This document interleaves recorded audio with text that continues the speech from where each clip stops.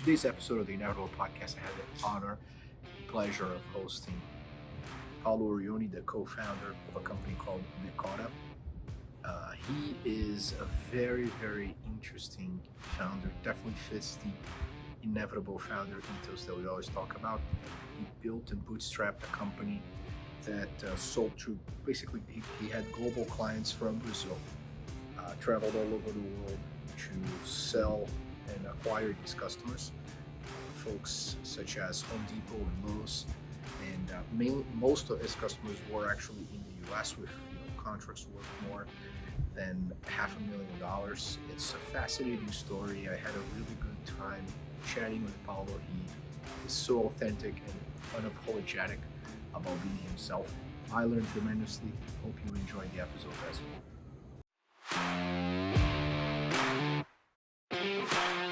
Well, it's a pleasure to have you here. First and foremost, thank you so much for taking the time. I think when I decided to start this project and this podcast was to continue to connect and have deep and long formatted conversations with people that ultimately embody the precise spirit of what I believe makes an inevitable founder. And I think your story is a perfect representation of that, just because it seems to me, at least, that like you haven't really asked for a lot of forgiveness. You just went ahead and executed your life. And I think that one can always appreciate that. I believe that combination of execution and self-reliance is typically what makes a really good founder. So, thank you for being here, Paulo. We appreciate your time. Appreciate the kind words. Thank you. Of course. So walk me through even, you're still pretty young. Like, how old are you right now? I'm 28. 28, exactly. Very super young. But how was your childhood, basically? Like, where did you grow up just to like get started? Like, how were you as a kid? I had a really fun childhood. The city where I was born, uh, when I say that to foreigners, I usually say it's Brazilian Kansas, right, which is Cuiabá, right? It's like equivalent to.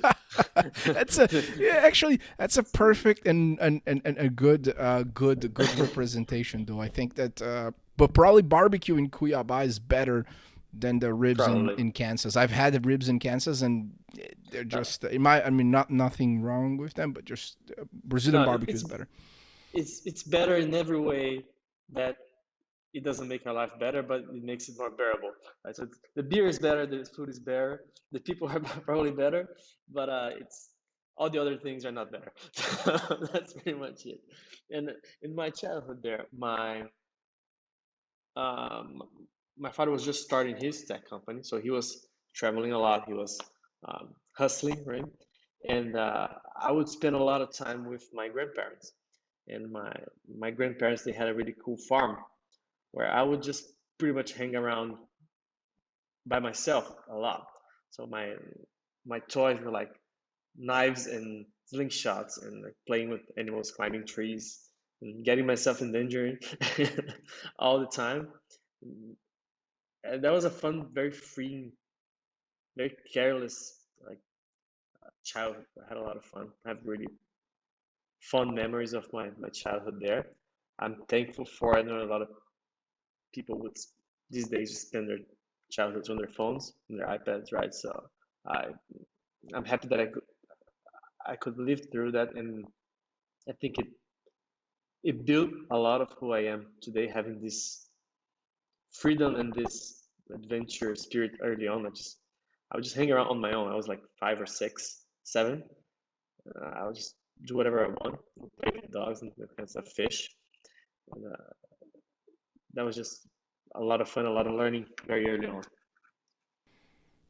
That's great. Well, I mean, I'm sure that probably played a big role in the coming of you as a founder, because um, I I grew up in Sao Paulo inside a small apartment, Hmm. playing tons of video games. So it's very different. Hmm. I mean, I had some contact with nature, but not the way I interact with nature today. I think that I've learned the important things you've learned when you were 5 or 6, maybe 8 years ago or so when I moved to Mm-hmm. Colorado. When you go on a long 5 6 hour hike in nature by yourself and you don't see anyone, it's just you and nature, and that the energy that you feel and the mental realizations that you have when you are with yourself by yourself, Mm-hmm. and we see how much noise we have inside our minds. It's quite interesting. So it's Mm-hmm. um, I think that that process is so important for building and for being a focused person. So it's Mm-hmm. interesting that you've managed to achieve and build so much at such a young age. But maybe the walks that you've had in your childhood, or Mm-hmm. the the way that you saw the world there, probably had a big impact in you as a founder. I think when we grow and our responsibilities grow and our families grow, and we have more people who depend on us, kind of stuff, have to think of our future, we become more fearful, right? And then if there was never this contact with nature, nature is just a scary thing, right? And it is. It can kill you, especially in places like Australia, I guess. But I would get into very dangerous situations often, and I wouldn't even think about them. Like, as a kid, you're not afraid of anything. That's why you get hurt a lot all the time, right? But the trees I would climb, they were like 40 meters tall, right? It's just an exaggeration, but for me, as a 5-year-old, they were gigantic. And I played stray dogs, and I've seen all kinds of snakes and like that. I'll just run away from them or just hit them with a rock, like escape. And it was just okay. I'll get back to the house and play some Super Mario like it was nothing. I wouldn't even tell anybody like I saw a snake or anything. It didn't matter. You know, that's what it's unfortunate that I'm not as close to nature as I was back then, but it's unfortunate that it becomes just a scary, weird thing for us when we're adults and we have to relearn this this concept, as you said, with nature and with the wild. That's great. And you said your father was a founder, an entrepreneur hustling away. What was his company? This company is called NBS, and they are an ERP for dealerships, uh, cars. And so the thing was when he married my mom, which I was an accident, by the way, then they kind of had to get married, right? That's how it went.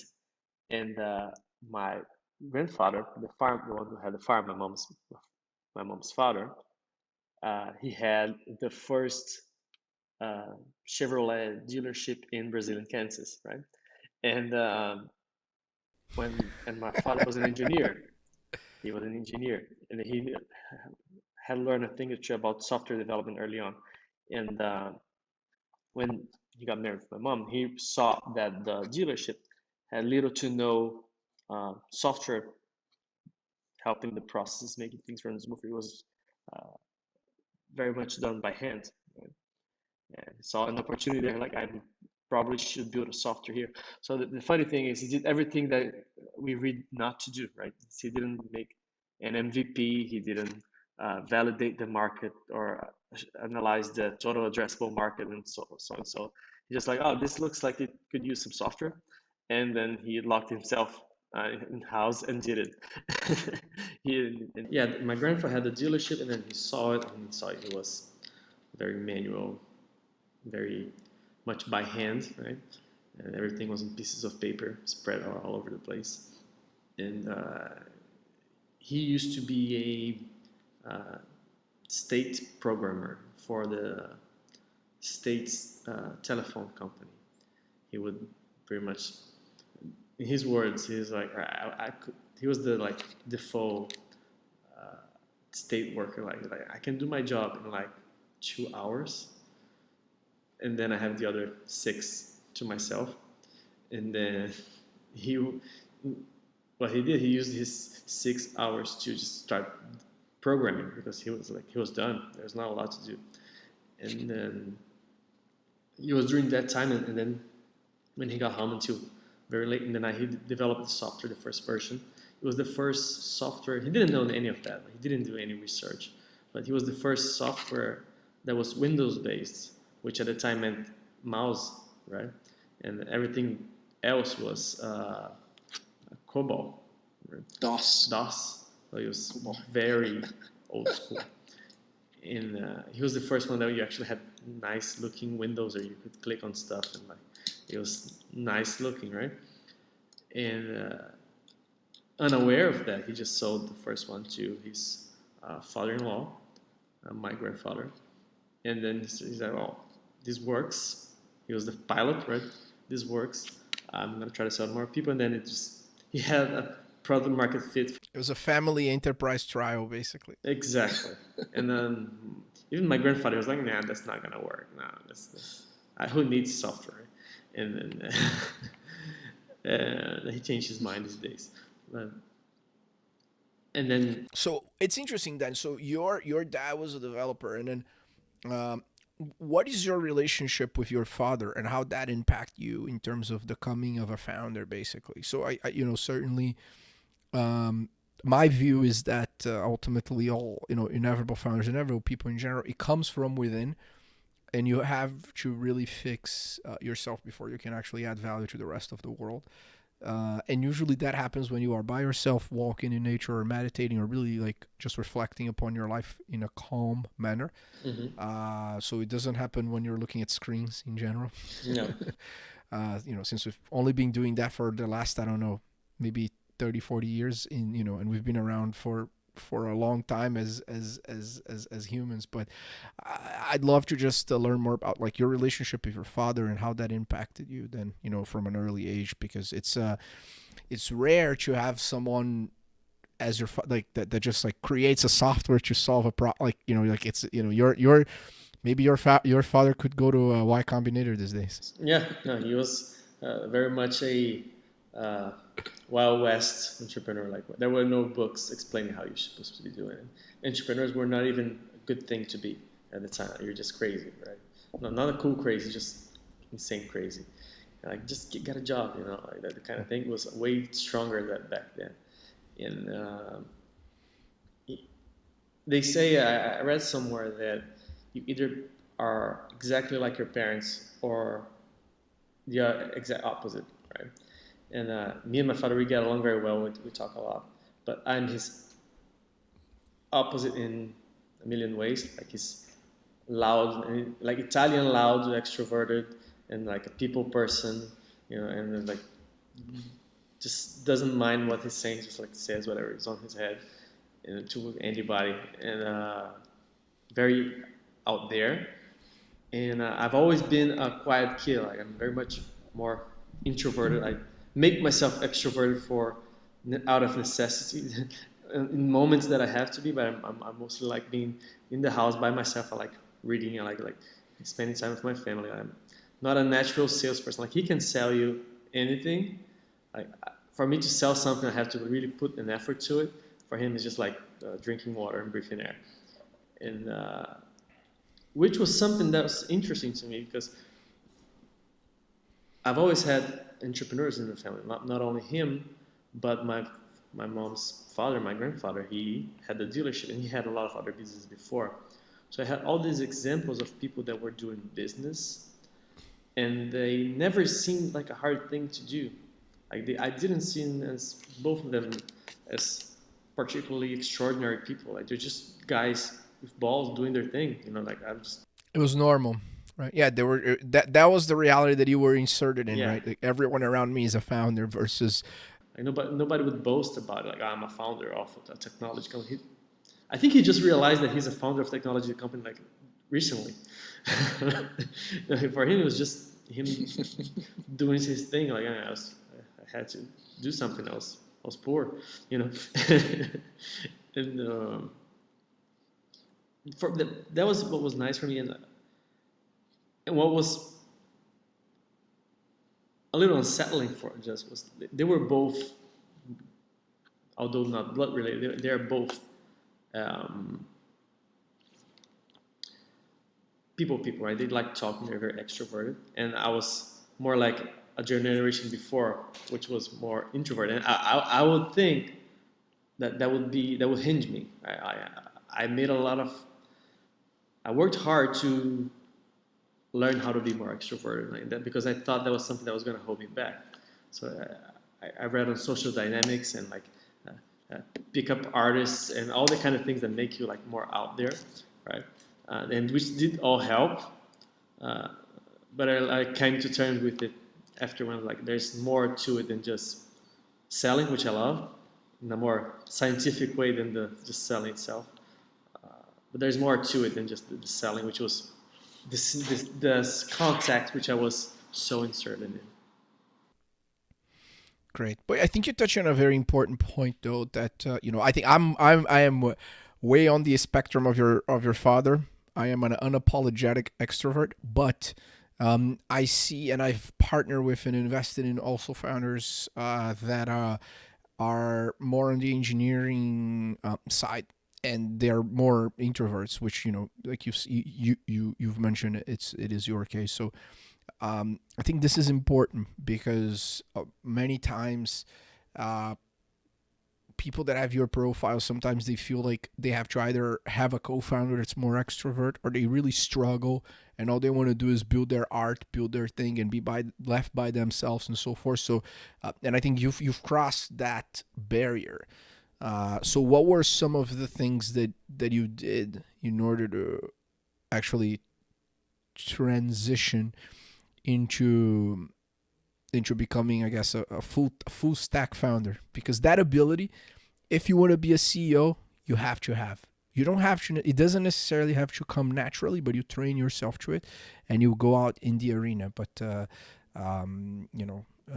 how did you do it, and what are some of the learning lessons that you can share there? As a team, uh, my problems were different, right? As a teen, I was like, being an introvert is a problem for me to pick up chicks, right? That was my number one problem when I was 15 or 16. Right? And, all right, I need to work on this because It seems like the correct priority. Yeah, if you are thinking about CAC LTV ratio or analyzing cohorts when you're 16, maybe there's a problem. then you're wasting an important part of your development. And then I started reading about that. That was the first thing I learned about behavior, human behavior, and social dynamic, that kind of stuff, which I love reading about. And it worked a lot, and it helped me become more sure of myself because I had this paths I could take, like for different situations. Like, all right, what if she rejects me? What I'm gonna do? What if she likes me but gives an excuse? There was all these what ifs that would kind of like in a sales process. Like there was objections, right? There's all these things that could go wrong. There are not a lot of them, and I knew what I was gonna do in each of them. So I was all right. There's no way I'm gonna not know what I'm gonna do, which is the real concern. It's not what happens; it's how you deal with it, right? I would know how to deal with each of them, and that worked, and that made me more confident with myself. And it was hard being a teen before this because I was very skinny. I like the braces and glasses, and my hair was cut like a bowl. It was all the terrible things you can be as a teenager. Like having all your parts normal. That was all the things you don't want to be. I had them all, right? And so I had to come across that I need to be different somehow. And I'm going to be different in my head. At least I'm going to be confident despite all this. Then I started working with myself. I started working out and like, learning how to be more attractive. I know this all is silly for when you're a grown up, but like when is your baseline and you're making yourself into a person when you're a teen, right? It was very important that early on to build this confidence in myself, which led me to study more psychology, human behavior, shopping behavior, economy, that kind of stuff, which made me more a people person without necessarily being extroverted. I wanted to understand how people work. And learning how people work would help me in many ways as an entrepreneur because it would help me build products better and like what products work better for people and what do they expect from these products. And it would help me hire better and train these people better and make people want to be there because like they believe in something that's going on there. And I hired right way more than I hired wrong. And my meetings, infamously, for those who've been there, know that my hiring and firing meetings last about 5 minutes. So it's as much, especially when we were growing from 20 to 120 people. I had to hire 100 people. It was 5 minutes meetings at the most. Unless I liked you very much, then it was maybe 15 minutes, just for the entertaining value, because I already had made my mind. That's great. Well, I think there's a whole nother segment on the whole, pickup artist learning how to understand behavior and getting out of your nerd shell. So I went through that same process as well. I want to go there, but I think you touched on a interesting a point here, which is how to do a how to hire someone in 5 minutes. And before, I guess you share some of the the frameworks that you had to learn.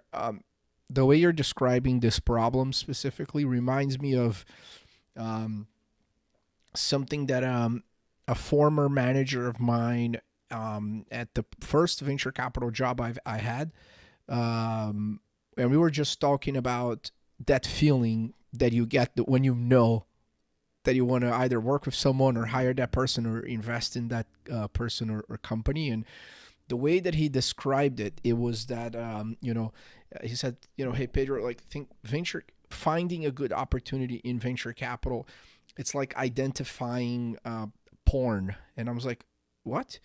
What do you mean by that? And then, and then he actually explained the whole VC porn framework, I guess. He didn't say it in that way, but there was this whole case in the Supreme Court of the United States where basically they were talking about, look, we have the First Amendment, so through freedom of speech we can just have whatever we want in screen. So if you own a bar and you want to put porn in the TV of that bar, are you allowed to do that through your First Amendment rights?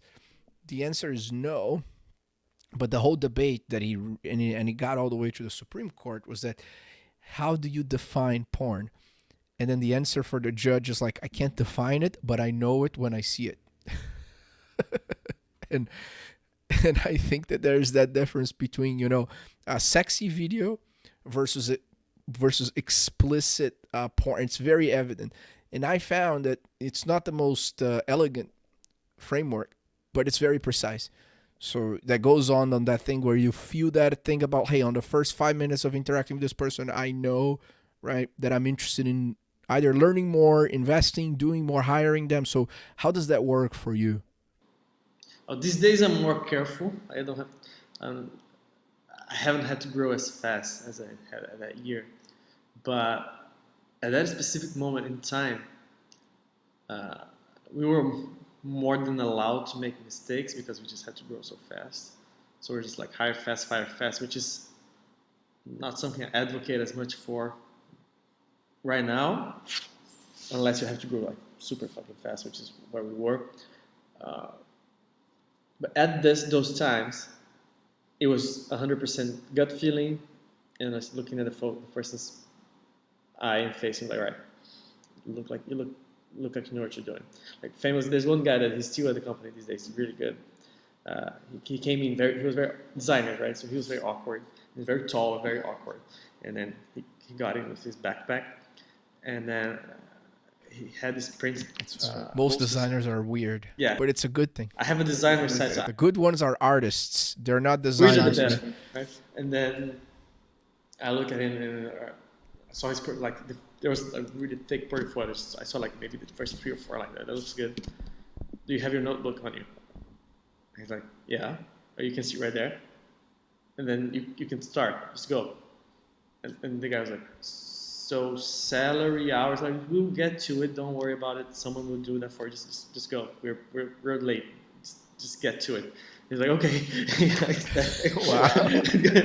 This is all right. What am I supposed to do? Let's just give him the word. Just go.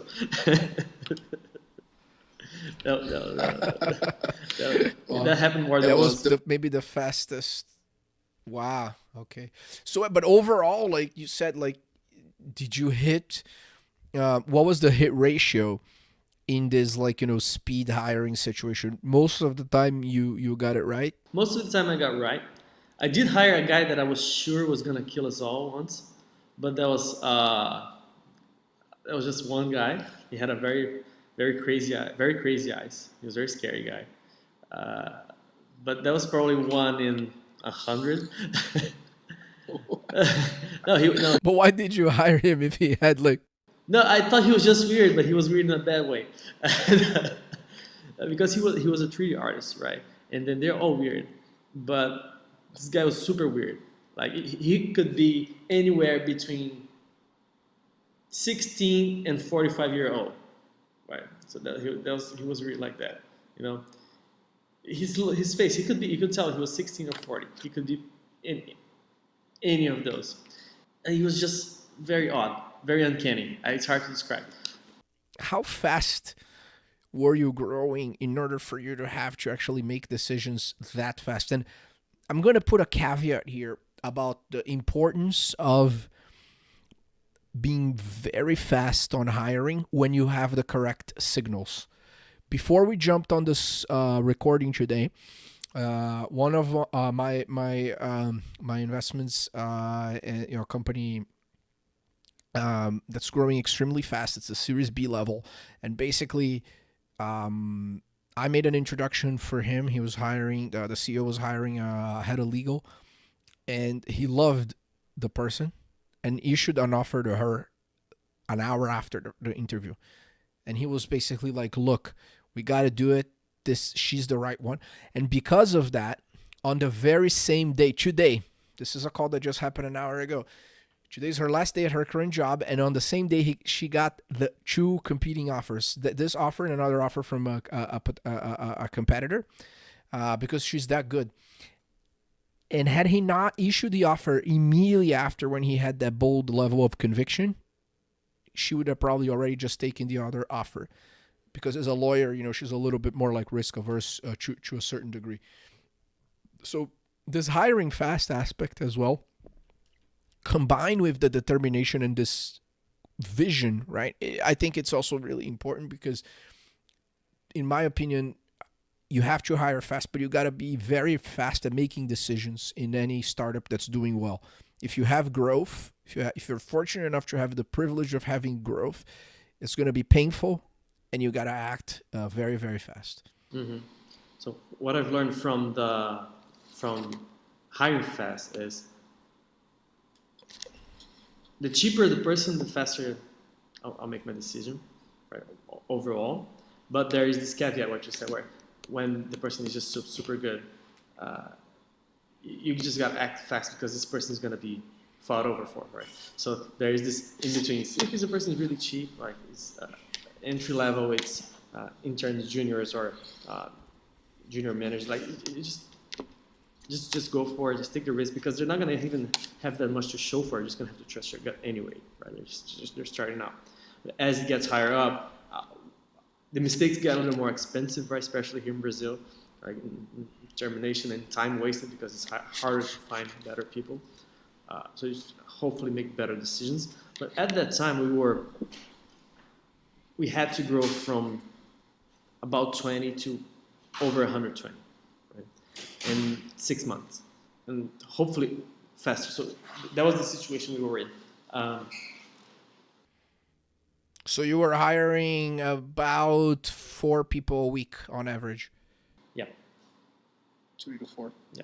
I was basically aiming for hiring one person per day, and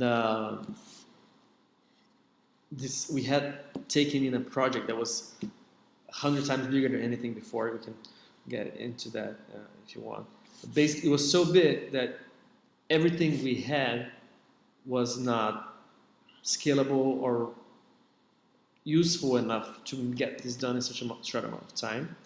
So we basically had to redevelop a lot of software, create a bunch of new software, and that's a really good story, and hire a lot of people to make it happen. And we just took it. We just like, all right, let's go for it. Yeah. So let's get specific then. You started Decora when you were 19, right? So technically, you've never actually had a formal job, which I think is great. I had an internship once for 6 months, which is a funny story. How was that? Little known fact: I am a certified insurance dealer. for family reasons. And I went to insurance school while in college for a year because no one in my family had gone through it besides my grandmother, which was like, if I die, there's no one to sign the things, and we're screwed. Someone has to do it. Just do it, please. And, okay. And I was like 19 in a group of 4-year-olds doing insurance school, right? And well, when I was done with it, I thought it was gonna suck, but I thought it was fairly interesting. I was like, I might as well get a job in it and see what it's like. And I got this internship, which was a small insurance company, which is insurance trader, right? And it was fairly fun. Like I did learn a little, but what was frustrating was I only got the least fun part, which is what interns do, right? So I had this guy doing sales, and I was the guy doing the terrible bureaucratic job that insurance involves when you sell something, right? So, okay, what was the car and what was the year and who's the person and doing all the math and the calculations with the computer to get through it, which was all right. But one day, both salesmen were not in the office. One was sick and the other something. It was just me. And this like 90-year-old comes. He wants, I swear to God, he wants to do the insurance for his fishing canoe. Not even kidding. And I was like, I can totally do your insurance. Let's go. And I thought it was like $50, right? Because this. Yeah, well, how do you underwrite the value of a canoe, right? But sure, it's probably an important item for him, right? Yeah, but the insurance itself was like $50. The canoe was worth like maybe 1,000, 2,000, right? So it was very low risk. It didn't have an engine, so nothing could really blow up. So he could lose it. It was the worst thing that could happen, right? So, anyway, I did it, and I was really proud of myself. I did it. I charged it. I did all the process end to end, and I went to talk to my boss, which was the owner of the trader, and he was really mad at me for. He was right, but I didn't expect that reaction. He was like, "You're not supposed to be selling because you do have your license, but it's not here yet, so there could be bureaucratic problems that will never like really happen. What if something goes wrong and then we have to see who did it and it was you, and then you're gonna have to solve like, man, it's a fucking canoe. Like, come on, it's not gonna blow up or anything." And that was frustrating for me that I could not go all the way, you know, even if for something silly. And then it was like, all right, fuck it, I'm just gonna. That's not the right place for me to be learning stuff. I cannot push the boundaries a little bit, even if it's something dumb. I love it. Well, I think all of us have this. We all have this moment where, we feel like we're absolutely unemployable, and then the rules, like, they just make no sense. You want progress, you want to make it happen, and for whatever reason, you feel like. I like how there's one of my favorite books is called Four Agreements, and he talks about like the domestication of us as humans, and it's like ultimately you're being domesticated, but like you said, like I'm just doing my job, I'm selling, right? And that's the first probably moment where you realize, oh, maybe I'm better off being a founder, so I can do my own thing and be left the fuck alone. And so that's interesting. So how was the beginning of your entrepreneurial journey, basically? Because I know that you were always a voracious reader, but not a great student, right? So how did you with that, and how it was actually to start the company, basically to start Decora? Exactly. Like, I think I was a nerd in other wrong ways. Like I wasn't a school nerd. I was a rebel in every possible way. Like, from music taste to, and I just wanted to be different, I guess. Right. That's what teenagers want to be. But I What was your music taste as a teenager? I was just like into metal and rock and all the stereotypical rebel teenager, right? I didn't do anything stupid. I just I wanted to be different in ways that were not exactly helpful, I guess. Right? I didn't. I understand completely. My nickname in high school was Metal. I am not joking. For 3 years, instead of being Pedro, I was Metal.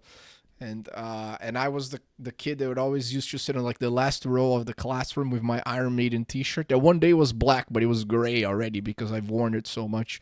And to this date, I still like metal. I still like it. I wasn't as edgy because I was shyer. You were, as you say, you're an extrovert for life, so you would show it off more. I just wanted to be different and left alone. So I just man, don't talk to me. Just leave me be, please. And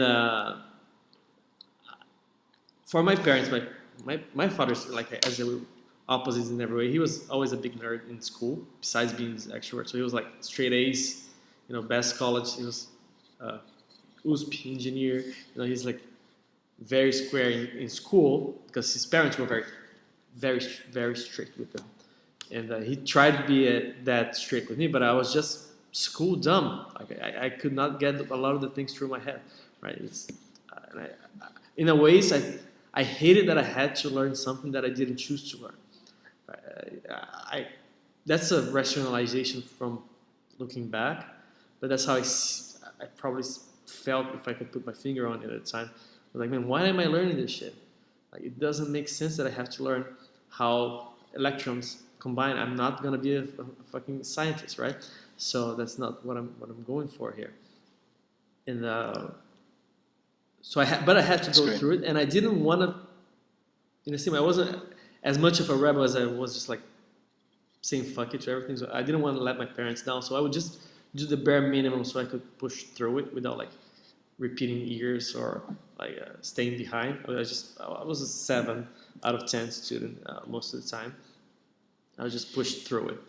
And I found myself when I was reading, I could actually choose. Right, my father pushed reading a lot. He would like reading a lot. I could actually choose what I wanted to learn, and I brought that started growing on me, especially early on in college, where for the biggest letdown possible, but a letdown that everybody warns you about, which is you think college you're finally going to learn something that you actually want to learn, but then you get there, there's 80% of stuff you don't want to learn to get to the stuff you do want to learn. And then even when you get to the stuff you want to learn, it's outdated, right? So I was more than frustrated. I started reading a lot. So my mindset, I have to go through with this. I have to finish the school, and then I can just do whatever I want. That's what was in my head. I was reading in school a lot, in college a lot. I was getting kicked out of class a lot for reading because some teachers thought it was disrespectful, and I get it. But I just kept reading in the car, and that's where the habit grew on me. And right after this internship, where I was very much lost. I'm like, man, sometimes it feels like this word was not built for. My head was not built for this word. Like this. Am I gonna fit in somehow? And my next move after this was my business college. They had this. I don't know if they have that in the U.S. I probably do have a much better version of it, but it's a college company, right? Where they give this consultancy for other small companies. So it's, yes. Right?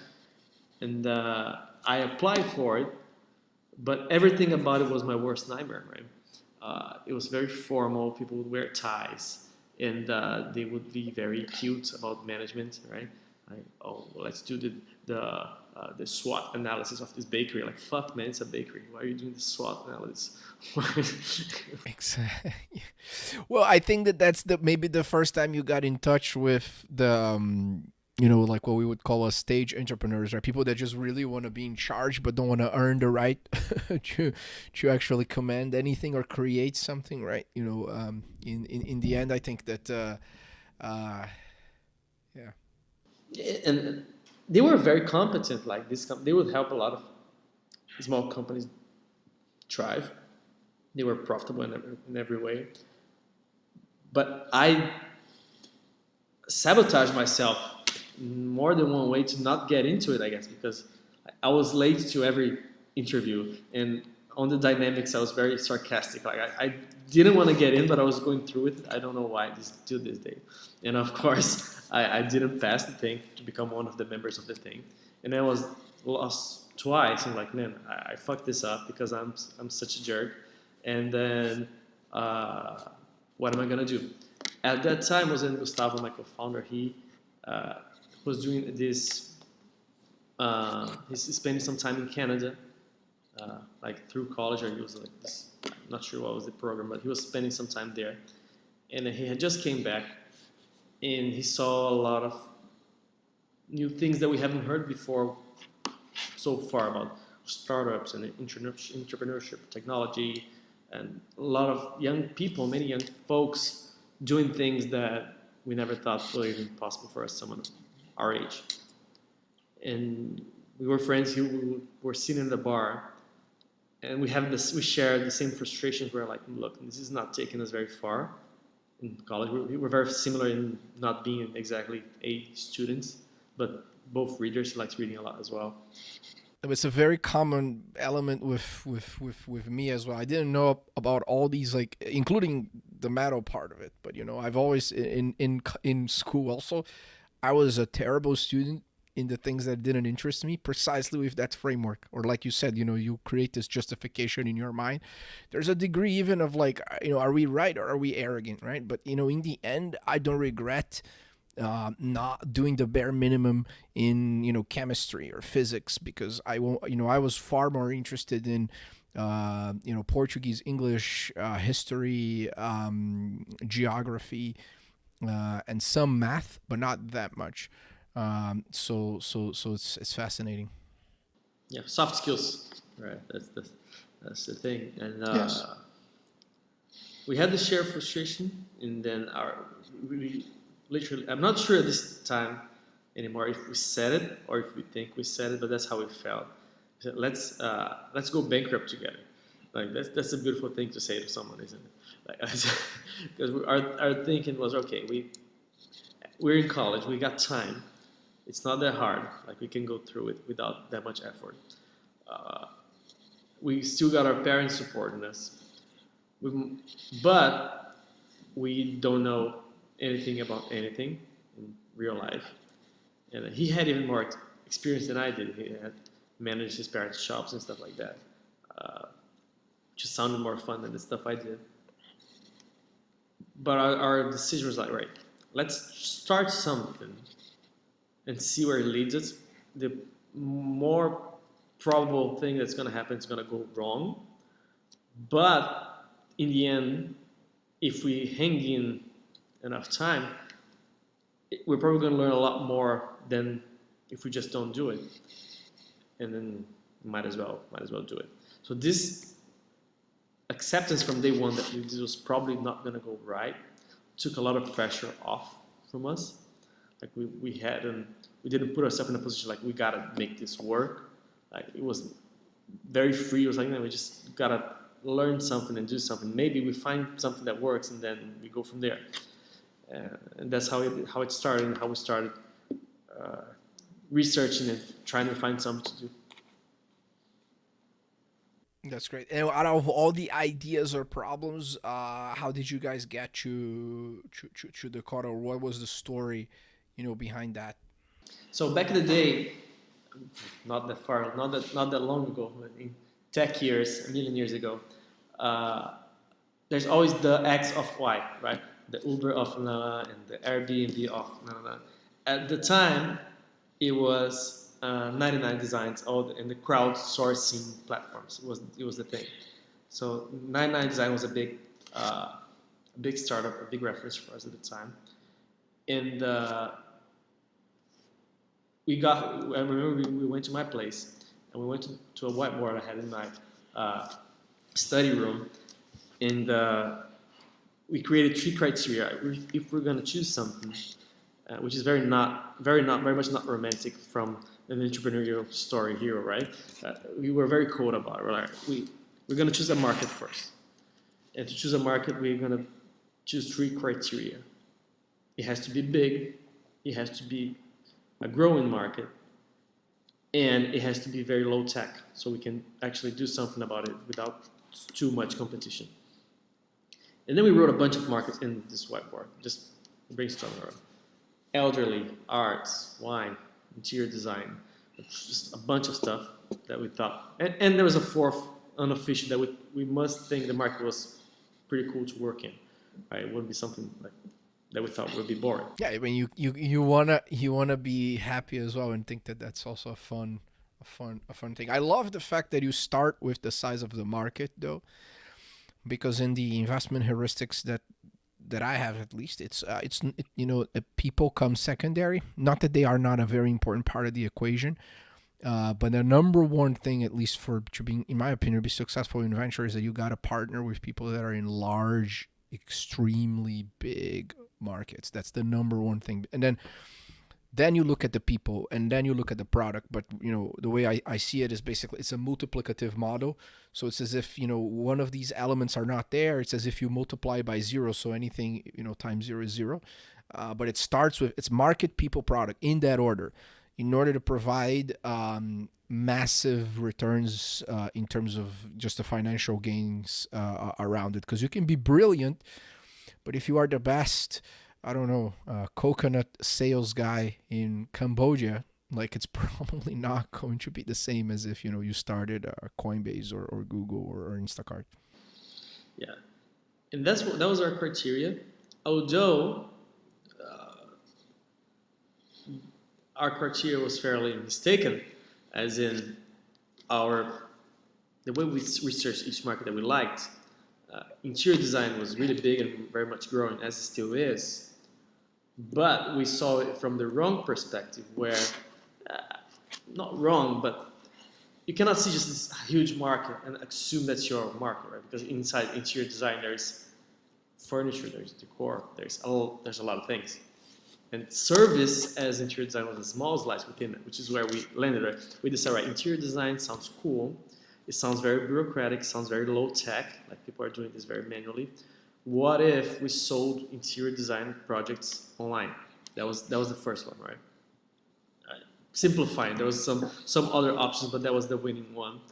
And we eventually decided on the name for it. And if we were to reevaluate the market size, then it would be a coconut market, right? Because it would be low budget interior design service in Brazil, and that doesn't sound very big, but that's where we were, assuming we were in a $1 trillion market, which is interior design, if you count on furniture. But we're not selling any furniture; we're selling service. Yeah. But that's a great point that you talk about. Something I absolutely want to explore in our conversation is just this ability of thinking big and not limiting yourself by your own reality, which again, it's another very specific trait of what makes a founder, in my opinion, inevitable. That I've been fortunate enough to have partnered with some of the companies that unfortunately wasn't the case with you. Hopefully in the next chapter, but the with Decora, but having invested in Pipefy and Rocket Chat, it's rare that you will see founders, and I think Alessio from Pipefy has the best framework on this. When he decided to start a global company after going to Israel, and he was like, you know what, you just got a bunch of people surrounded by all these other countries, a tiny country, everyone wants to destroy it. And then so there's no other way for you to that's why I love Israeli founders. It's this combination of sheer pure determination with this global mindset from day one. You can become a millionaire and live a comfortable life just doing things in Brazil. And I salute people that want to go global and actually cross those barriers and think through, understand that there are no limits, and they want to play in the NBA. That's also something that it's important for me, which is why I invest all over the world, but specifically in the U.S. and Latin America, versus just doing business in Brazil, which I find that there are incredible opportunities in Brazil, but it's intellectually less interesting in life. So and it's okay to start in a small market as long as there's potential for expansion. And so what was the thinking behind? Okay, we're gonna start 99 designs for interior, decorations and the design, but and then what? Yeah, that was the thing, right? Thinking big is scary, right? And then being in a continental country is both a curse and a blessing, where you can just do very well just being here, but it limits your big thinking, right? For a lot of people. And that was the case with my father's company. It lives out of exclusively Brazil, and our bureaucracy and chaos, which it was born in, protects it from the world as well. So any other company that does the same thing wants to come here and see how we do our taxes. They're like, no, there's no way. There's like, Yes, yes. I love to say that's like we're very friendly as people, as Brazilians, but when it comes to do business, not that friendly. for us when we started doing this interior design, the way we're just fresh out of reading the Lean Startup, right? So we're like, okay, this is it. We were doing it by the book, right? We needed an MVP. We just learned what an MVP was. All right, we need something to validate. So we had mentors in this. I jumped this chapter, but basically we were inside this just born kind of accelerator, kind of incubator. We wasn't sure what it was, but we had these partners that were older and accomplished, and they were our mentors, right? And they explained to us, right, we need to validate it, we need to test this stuff. We had this landing page we built, which was basically just nothing behind it. It was just an outdoor, right? And it would say, buy your interior design projects and so. And we tested it, and fortunately, it was pretty enough that it got like into this award for best startup landing page. That's how wide West Brazil was. Like this templated landing page. There was an award for best landing pages. That's how silly startup in Brazil was. Right? Oh my God. There's one thing I hate when founders put the awards that their companies received on their pitch deck. It's a massive negative signal for me. It's funny. Yeah, and no, that's silly. And just being an option drove a lot of traffic, which saved us a lot of money. And that traffic, because usually the people behind, right, making the decisions for these awards are not very intelligent. So or they don't know, they haven't gone through the journey. Like if we're gonna have a completely like unbiased way of decentralized voting by ultra experienced people, then I think that there's credibility. I think even the Oscars or like whatever award, like they all have their own problems. How do you award the landing page? Yeah. but that I think it was a thing. It was a thing. It was a thing. We didn't ask to be in it, but we were. Yeah. And then we validated this landing page, and we got enough people to try it out and interact with it that we decided it was a good idea to invest in this business, and that's how we made this terrible decision of spending years trying to sell interior design projects online. Coming back, what we were saying about you started validating it. You read Eric Ries's book, and then you put together a landing page just to see if there was going to be enough interest in, remote asynchronous interior design, basically. That was exactly it. It was very simple, like almost dumb. It was like, if you are an interior designer, give me your name, email, and tell me something. Who are you? And it was very open, and people would write a lot on these. It was funny. And for the person, it was like, what's your name, email, and what room do you want to do? And that was it. And we would, because of this silly award that we were participating, there was significant traffic. We got like 100 architects to give us info, and maybe like 80 or 90 people that were interested in buying it. We're like, okay, that's interesting. We would call all these people with different questions, right? We were trying to learn something. And for the architect and interior designer, it was, all right, who are you? Like, we would assume that these people would be younger folks, but it was more established people, like on their 40s.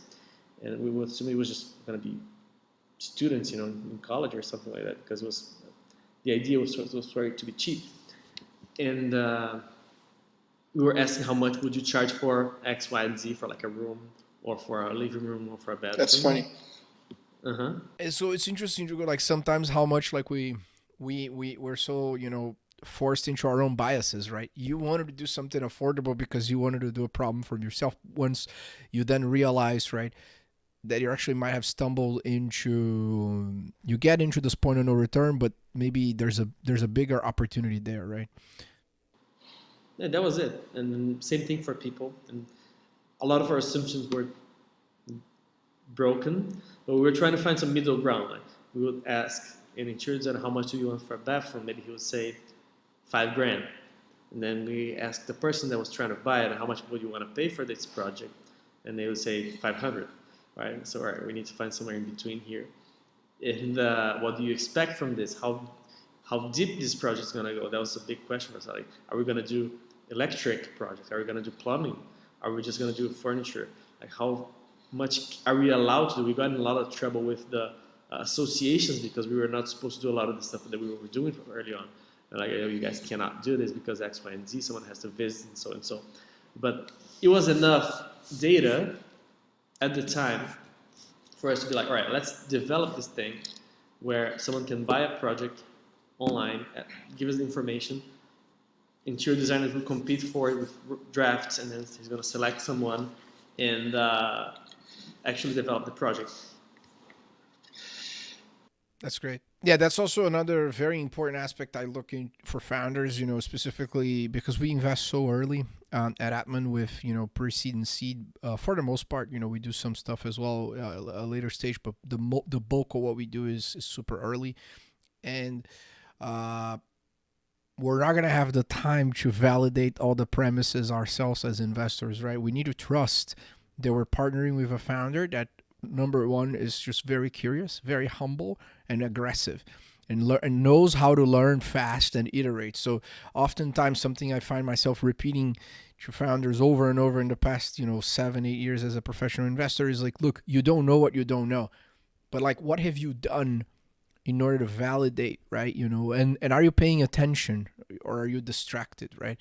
Because in the end, this award was great for you because it brought traffic to your company and it validated the fact that you had to really have a more solid business model and that the opportunity might be bigger with more financial upside than what you're looking for. Fuck the award, right? Like, you're actually thinking about the business, but it's just a channel for you to understand what's happening. I think that's very important. Yeah, that was exactly it. And fast forward, like, this was a long journey with interior design projects, a long and painful one. And I would have done a lot of things different to make it work if it was today, of course, knowing what I know. But the way we built it was not ideal. And then we knew it wasn't. Like, we were barely selling maybe 20 projects after like 2 years, right? And it was, we didn't want to invest in it because the math didn't add up. Like, when we eventually, like, we were dodging the CAC LTV question because we're like, we need to make it work first, and then we're gonna find out. And then we're like, okay, it costs us money to sell to a client, right? And we didn't have any investment backing us up. It was all our pocket money, right? So if we get more clients, we're gonna have more debt. So how do you even accelerate this, right? And even if we do, this is so expensive to even bring the customer in the first place. So our answer at the time was, maybe we need funding because someone with money will know what to do to make this work. Maybe if we go to a big Oprah equivalent in Brazil, right, to Faustão and make an ad with this, maybe there's going to be enough people for this math to add up. And that didn't make any sense, of course, and nobody invested in us. We were on this road for a while, and then we tried to get investment, which is, everybody gave us polite answers, but the real answer was like, this startup sucks, right? And we're like, okay, we need to find a way to lower our cost of acquisition, then maybe we can figure this out. And we were persistent motherfuckers. We said we were going to fail a company together, but we were going to go all the way for it to fail. Like, we're not going to give up so easy. It's good. It's important to be a persistent motherfucker. There's a fine line between too persistent, right? For a while, I think we were maybe too persistent with something that was, we needed change, but we were always adapting. And our way out was white label, right? we're like, wait, what if we're just the engine and someone sells this because they have other interests in the information that we're working on here? And our path was, what if we sell it to retailers that sell furniture, and then they sell it at a discounted price for their clients, and then the designers can only put furniture from their website, right? And then they have the effort to sell it because it's in their best interest, and then our cost of acquisition is zero. And then whatever we make, we make. Which sounds like it makes a lot of sense.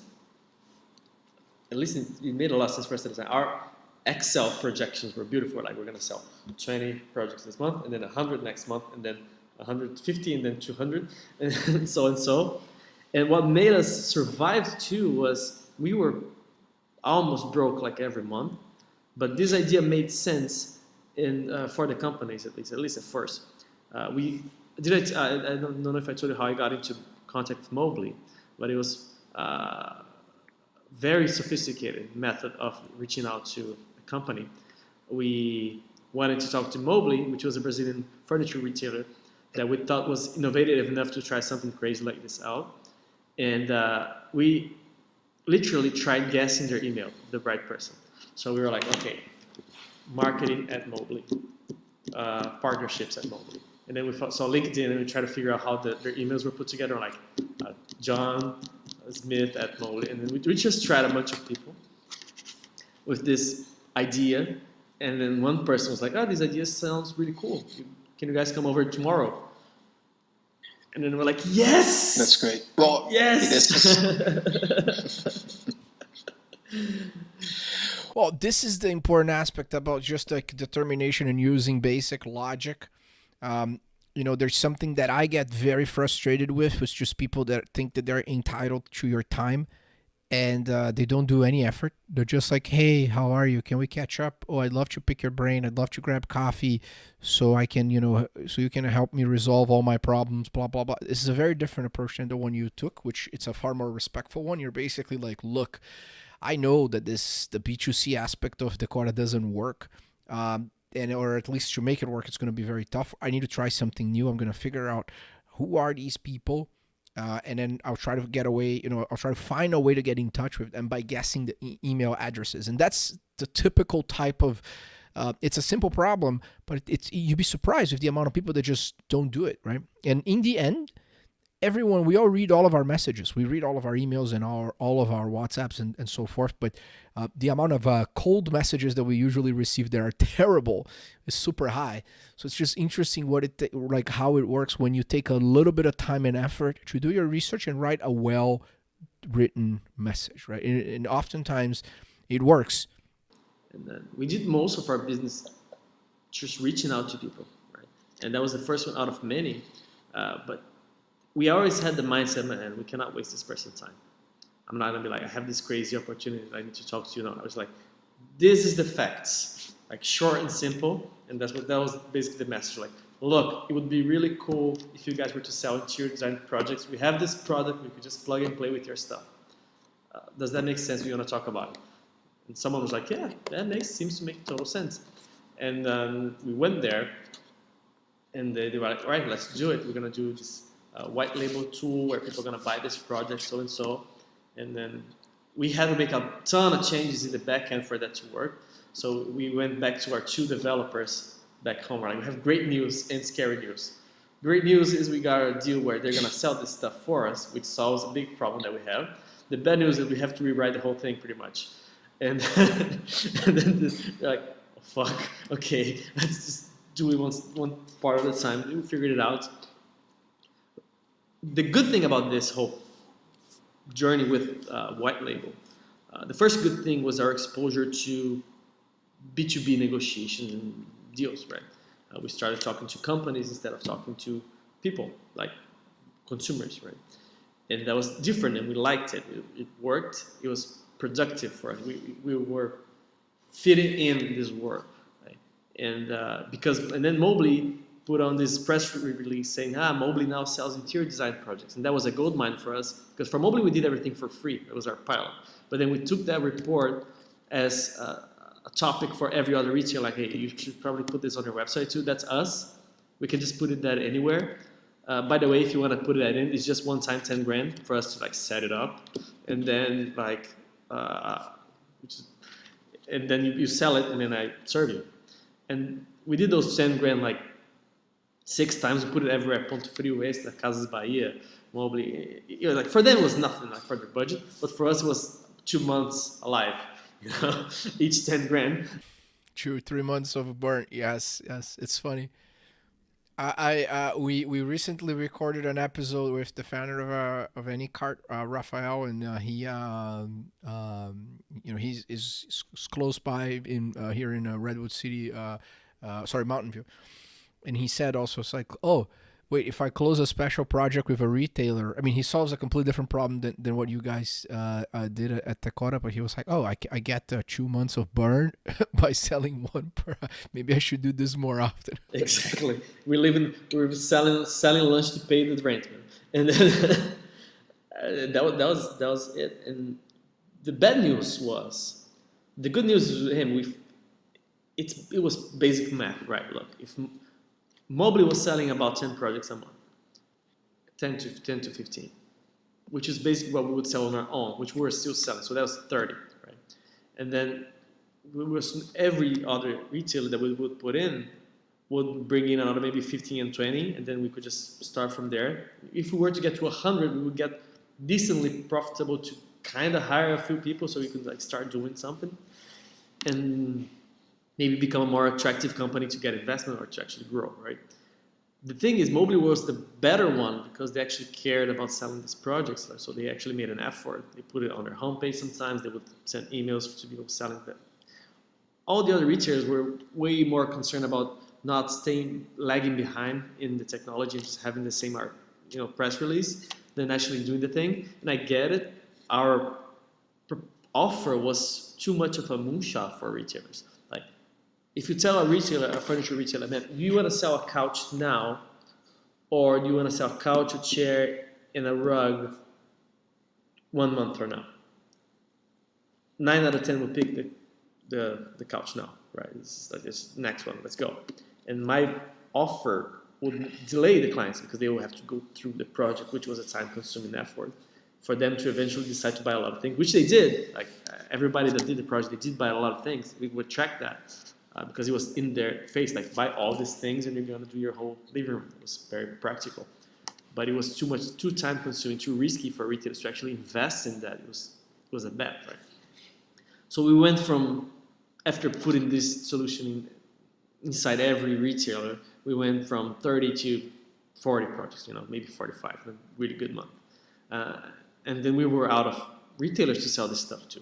We're like, okay. On the upside, we made some money to survive. We had like 50 grand in the bank from all the setups that we did. On the bad side, this is still not profitable and it didn't make sense for our client, which was a retailer. They don't care. Nobody cares about this. We're not adding enough value to it. And then I come back to that thing you said about being alert, even especially when things are shitty, right? That's when you're probably more starving for actually finding something that makes sense, like the power of broke. Like it was, I think it's Ray Diamond that says it, the broker you are, the more hunger for actually finding something that makes sense. And we went to Mobley. Like this has been 3 years, maybe condensed into a short story, but it was not. We were adapting, we were changing the product, we were making things different to actually try to make it easier. At some moment, we even stopped charging, and we're like, look, if you like it, you buy it in the end, but we're gonna give you the info only. It was desperate, that much desperate. And then we're at the moment of giving up. We're like, look, fuck it, let's just. We learned a lot. We got what we wanted, right? And then we went to Mobley to try to, and Mobley's, I mentioned it a lot because they were a huge part of our story as more than clients, but partners that were open to all our crazy ideas very often, right? Until the last day we were there.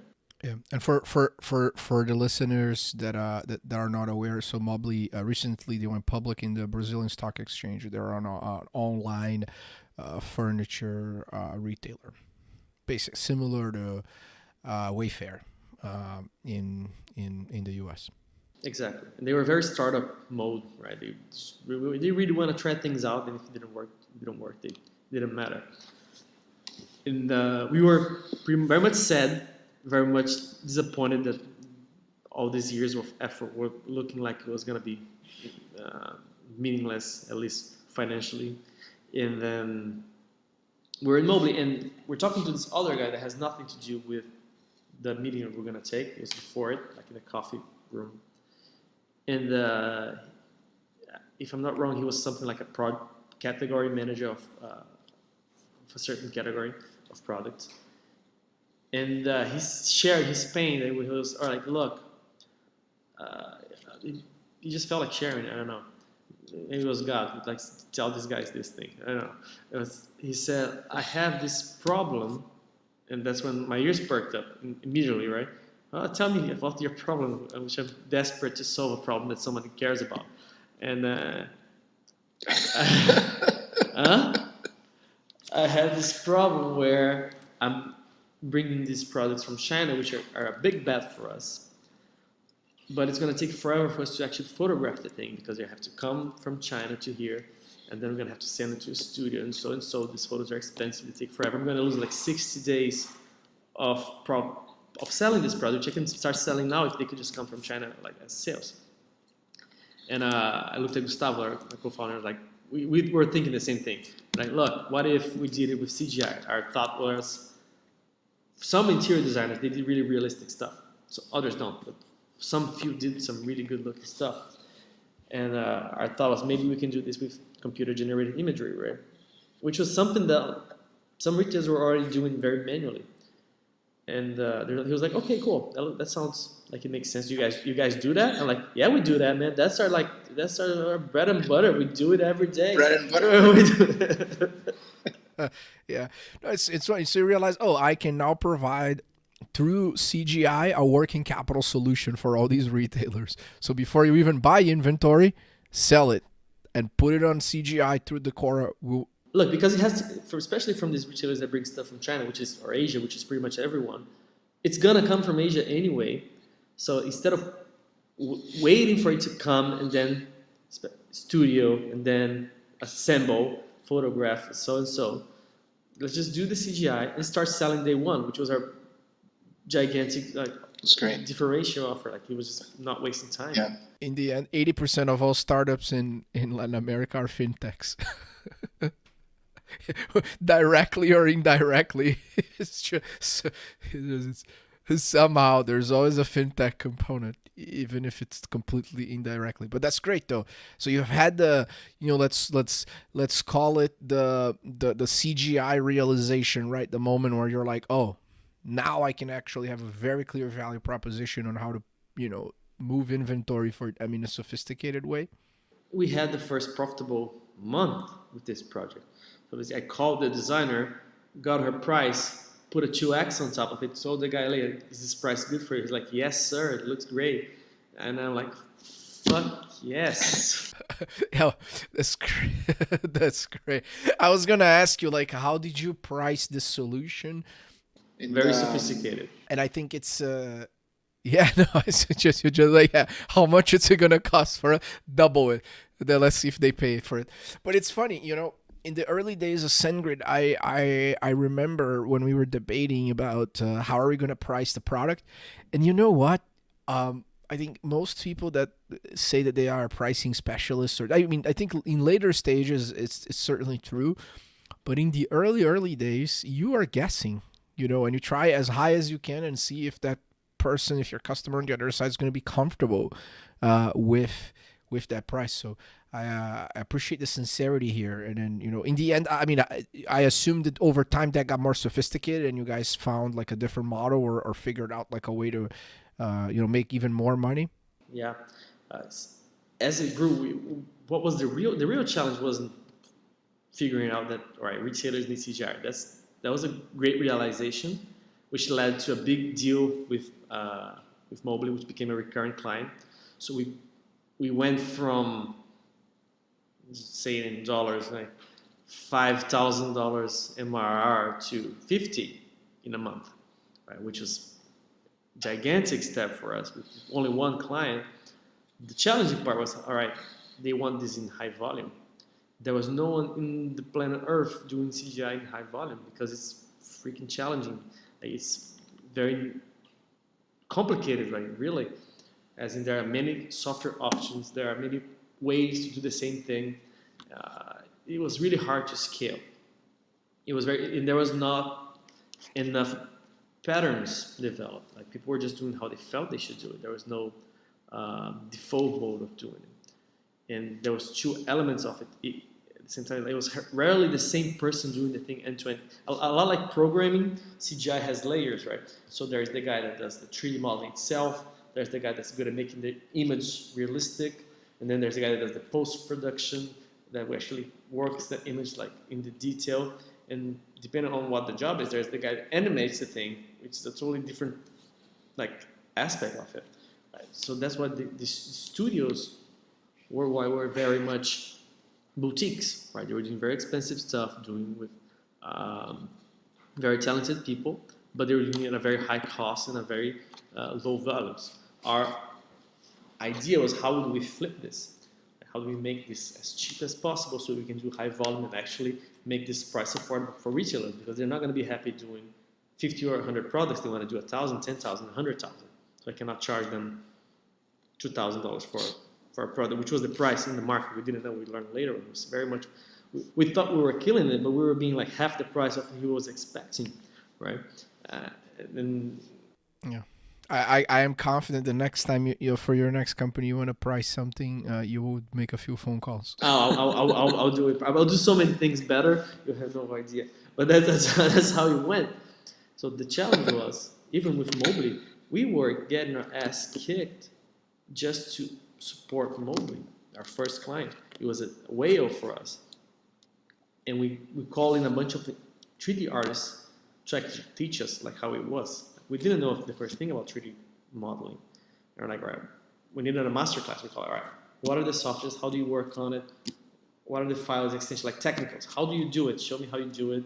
And when, how do you make it faster? Who is the best person in the market? What does he do different? We went in a deep dive in 3D modeling, and all of them said we were crazy for trying to do what we wanted to do. But that was expected. We're like, right, that's the expected part. Of course, he doesn't want to think this is possible. Always a good sign, I think. You just have to have the right amount of craziness, both individually and as a collective. I don't like to invest in normal people. Normal people don't build exceptional things. So what we did was we took a lot of what we learned from selling interior design projects, and we're like, look, for this to be cheaper, we need to crowdsource it. We need to find the countries where this is cheaper and there's more people doing it. And then we need to break this into a bunch of small jobs and actually manage everybody. So we built a new platform where we would find 3D artists, we would distribute jobs, we would have this QA layer where people within our office would check their work and give feedback and actually make it good enough to get to the client.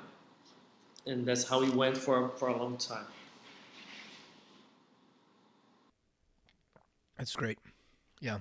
It's the aspect of, a bunch of roads of trials and so forth. And then how big did Decora became, and when did you have the realization of like, look, like if I'm selling this in Brazil, I want to sell this globally because no one is doing this. So let's go global from Florianopolis. When was that, and how did you start validating the internationalization of the business?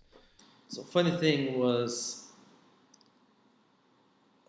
the scariest thing for an entrepreneur to go through, I think, there's a lot of scary things that an entrepreneur can go through, but a scary thing to go through is a false positive, right? False validation, where you think you got it, but you not really. And then that's how we felt after Mobley, because Mobley was fast and furious, like, hey, let's close it, big deal, boom, boom, boom. It was easy. Our next move, we already had connections with every other retailer because of the white label thing. So we're like, hey, we have this other thing that we're doing, and Mobley bought from us, but nobody else bought. And basically, you would have to be too forward thinking to care about your product imagery and the speed of how fast you start selling. Most people are like, I'm not going to pay an extra uh, $500 per product just to actually sell it a month earlier, or to, I don't care, fuck it, you know. So most of them will even use the photo for photography that the Chinese guys send, which is often terrible. If you look at most e-coms that don't care about it, you find terrible imagery for products, and you're like, what am I even buying? It's a pixelated picture of something here. And for furniture, it was a especially bigger deal. And but most retailers here didn't care, and we were scared. We're like, maybe did we find a one-off? We found something that it's not repeatable in the market. And meanwhile, we were trying to figure that out. There was this program, this government program in Brazil from my state that was bringing industries from Brazil to the US. Not tech companies, but normal companies. So like if you wanted to sell shoes in the US, they would help you out. Like they would give you lawyers and accountants and space, like inventory space. A lot of everything you need to actually just go, and even a crash course, like how Florida works and what are the laws and so and so. So you can actually just go and sell. They were selecting 50 companies and industries mostly, but we thought, hey, we might as well try. And we were scared to go there because it would be a big investment. Like it's not that easy to just start selling what we wanted to sell, because it was not something we would sell online. We actually have to visit clients and demonstrate. It was a high touch sell. Yeah. What was the typical contract size for a product from you guys? We were going for at least $500,000. That was the goal. Some were smaller, some were much bigger, but that was the average that we were going for. So it was a fairly big deal, especially for Brazil. For the US, it was a medium-sized deal, I guess, depending on who you're talking to. I'm going to get to this, what I want to say. But basically, when we got through this program, and then we were the only tech company out of 50, and then we were also the only survivor 2 years later. Everybody else either went bankrupt or went back to Brazil. We were the sole survivor out of 50 companies that went there. It was unfortunate. It was bittersweet for them because it was a very expensive program, like bringing 50 companies to the US, and they were bringing a lot of value, like lawyers, accountants, teachers to actually explain the laws in the state. There was a lot. We learned a lot, and but it failed, and then it also succeeded. It was bittersweet, right? 49 failed, but the only one that survived was a really big deal for the States. So it was like, okay, how well did we do in the end? Like, what would define success? But we went through this, and we started selling there, and then we made a slight adjustment on pricing. Instead of, if a project, let's say, if something would cost 100 reais, we would start charging the same thing, $100, just to see if it would stick, and then try to keep our costs in reais and try to make the revenue mostly in dollar. And what we would find was that companies really wanted this here in the US. Like they were more like mobile, they were more entrepreneurial, they cared about the quality of products. They were competing with Amazon, which at the moment didn't care that much of how good the imagery looked. It cared more about being fast and like service, so delivering fast and being the lower price.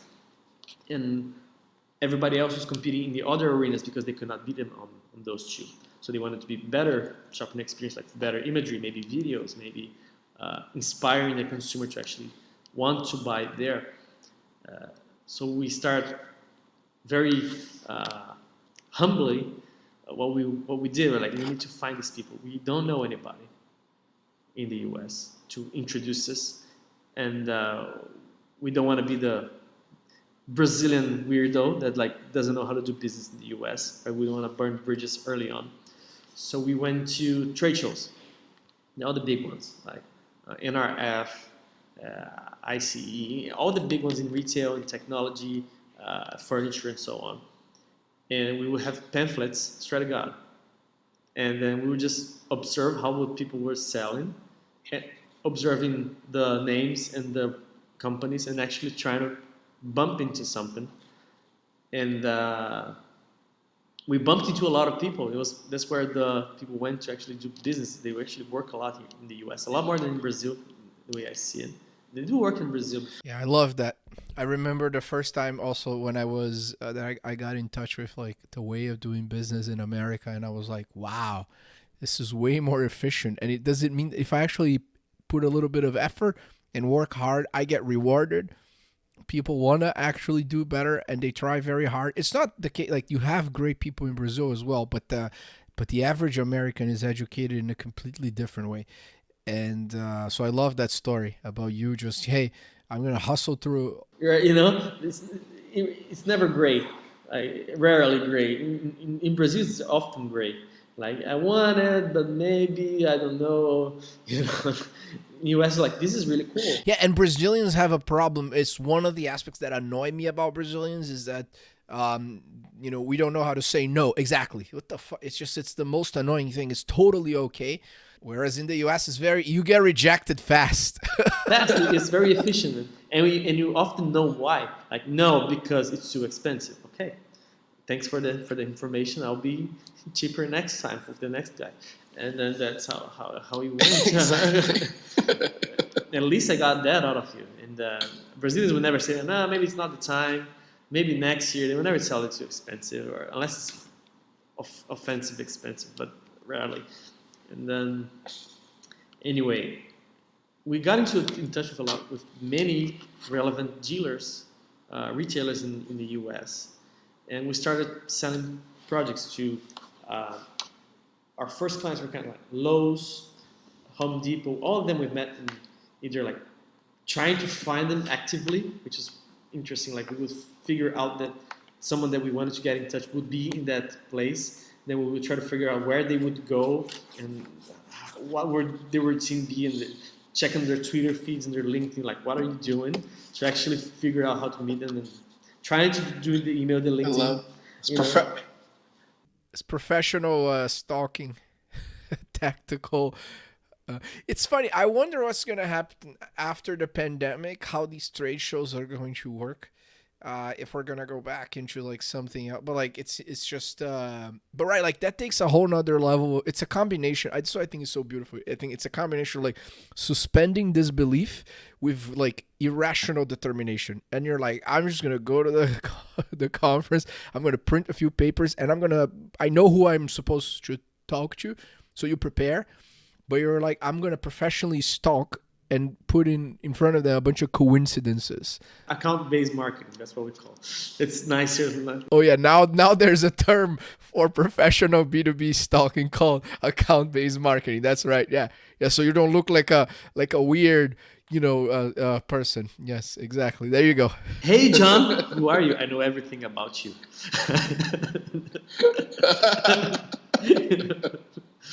Hey John, who's a VP for furniture and decor within Home Depot. How are you doing? I heard you have a really big budget for investing in CGI. So anyway, we would go with our flyers, and then we started closing deals. Like people would give us a chance. Very often we thought it would be harder, but they would give us smaller projects. Sometimes we're like, hey, we would hear, I have this really big need, but I have to test you out first. So let's do maybe 10 grand, which is already big for us. And then 10, 50, 100, the projects start getting bigger. And especially with Home Depot, which was a very big partner for us very early on in the US. And other clients as well. But then one of these projects got really, really big. And then that's where we actually grew to that moment we were seeing early on for 120 people. That's great. And then at that point, did you think about, you said, a few minutes back that it was the first month you were profitable, and did you consider then raising capital, or what were some of the biggest concerns you've had once you found that, like, all right, there are retailers out there that are sophisticated enough to actually buy my CGI technology in order to move merchandise in a more efficient way, and having a better cost of capital structure for them. So now that I know this, I'm just going to go and, sell a bunch of projects and find clients that are interested in that. And then as you were growing, what were, aside from the hiring part, what were some of the things that were in your mind? And did you consider, hey, I'm going to now go after institutional investors. I need to raise venture capital. Or, I'm just going to bootstrap this. Where were you as a founder at that point in time? That's something I would have done different. Like, because trying to get funding early on didn't work, we kind of just forgot that there was even ever an option from that moment on. And we became very profitable when we switched business models, right? We were just figuring, let's just do it with our own cash, let's bootstrap it, whatever. I would have done that differently now. I think at that moment in time, we were so unique and had so many opportunities at the table that we could have made this a lot bigger than it became. Like, really accelerate it and make it establish ourselves in the US before any competition would actually see what was going on. Like, we were, for a long time, we were the only guys that did it, the only ones. Like, there was no one else doing the way we were doing it. And I would have done it differently. That's great. I would have said, look, let's take 50 million and let's make this a global thing explode, Yeah. Or even you could apply that to other industries, right? That required, like, specifically real estate. I mean, there's just a lot of interesting potential there. But I love the fact that I forgot the venture capital was an option, and then ultimately it kind of goes with that other maxima of, better than raising a dollar of venture is getting a dollar in of revenue. Because when you do that, it gives you this ability for, it's something I always tell all the founders I work with. It's basically like, you want to raise money, you need to do it from a position of strength with optionality. Because in the end, the best projects, teams, and people and so forth, they'll have choices in life, but it's important that they pick who they think will be the ideal partners for them in their journey. And I think that in a very natural way, you guys just kind of like cross that barrier, and you learn an important lesson also about the size of the output overall, which, hopefully you put your work on your next project. But the you got to a point where the company. When was the moment where like the exit started, like, coming up or becoming a potential reality, basically? Like, let's go to the moment where, like, hey, you already hired 120 people, you've delivered on the biggest project of the company, and then what? Like, what was happening? And a comment what was said about now and then before about thinking big. Like, for the good news was that we were very busy, and the bad news was that we were very busy. So what happened was we made what I see today as two huge mistakes that we will never do again. We were so busy that we stopped selling, right? That's how busy we were. But that's a huge mistake. You just gotta, like, bulk up. Maybe at some moment you gotta hold off a little bit. But a company that stops selling is doomed to be out of work in the close future, because then you're done with the thing that was making you very busy, and then our sales cycle was so long that we were facing very huge revenue fluctuation, right? And that's where I would have done different is, right, we found this business model, we made it work. It works. We're doing a bunch of different software solutions to make it better, to make it faster, cheaper, more high quality. How do we keep ourselves in a strategic realm on this and let the operation actually run smoothly, right? And that's where venture capital money would be very welcome at that moment in time, because we could really juice it up and be like, right, this machine is well oiled up. How do we expand on this concept? How do we go to different countries? How do we support different markets? And actually think bigger. As I said, thinking big is hard. It takes, and the bigger you think, the more balls it will take to actually go for it. But with the knowledge I have today, I would have considered this option for sure, which was never on the table for us at the time.